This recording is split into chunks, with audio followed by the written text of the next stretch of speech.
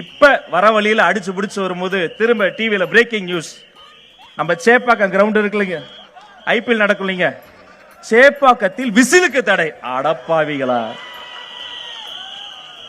சேப்பாக்கம் மைதானத்தில் விசில் ஊதினால் சேகுவராவுக்கு ஜுரம் வருதான். சேகுவரா இதையெல்லாம் கேட்காம நல்ல வேளை பிடல் காஸ்ட்ரோ செத்து போயிட்டார். அவர் மனசு என்ன பாடுபடும்? விளையாட்டு என்பது மக்கள் கவலைகளை மறந்து உடல் உழைப்பை செலுத்தி சந்தோஷமா இருக்கிற இடம். இத்தனை ஆண்டுகாலமாக சேப்பாக்கம் மைதானத்தில் விசில் சத்தம் ஓங்கி ஒலித்தது. விசிலுக்குனே பாட்டே போட்டாங்க. ஆனா தமிழக வெற்றி கழகத்திற்கு ஒரு சின்னம், விசில் சின்னம் வந்துவிட்டது என்று சொன்னால் தீய சக்தி பயப்படுது, ஊழல் சக்தி பயப்படுது. இது இப்படியே போச்சுன்னா அடுத்து என்ன பண்ணுவாங்க?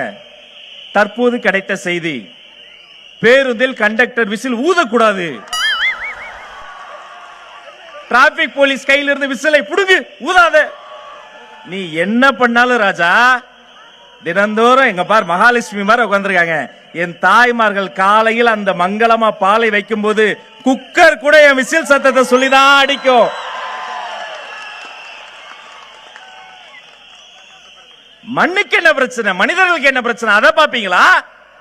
விசில் ஊதக்கூடாதா?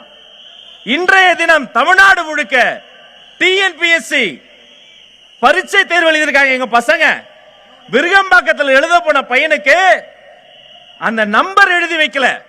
கேட்டா தம்பி தம்பி இல்ல நீ போ, நீ நந்தனம்ல இருக்கக்கூடிய எக்ஸாம் சென்டருக்கு போ துரத்தி விட்டுருக்காங்க. நந்தனத்துல போனா அங்க இல்ல, விருகம்பாக்கத்தில் துரத்தி இருக்காங்க. தமிழ்நாடு முழுக்க முதல் முறையா டிஎன்பிஎஸ்சி எக்ஸாம பாதிலேயே நிறுத்தி பசங்களை நடு ரோட்ல நிறுத்தி இருக்காங்க. இதுக்கு பதில் சொல்ல துப்பு இல்ல. விசில தடுக்கிறதுக்கு நீ வர்ற. எழுதி வைத்துக் கொள்ளுங்கள், உங்களுடைய ஆட்சி மட்டுமல்ல அரசியலே முடிய போகிறது. ஆனா நாங்க யாரு?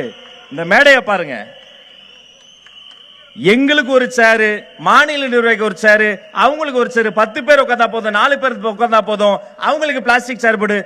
எல்லாருக்கும் ஒரே சேரை போட சொன்ன பொதுச் செயலாளருங்க உட்கார்ந்துருக்காருங்க. உழைத்தவர்கள் அத்தனை பேரை மேடையேற்றக்கூடிய கட்சி தமிழக வெற்றி கழகம், மறந்துடாதீங்க.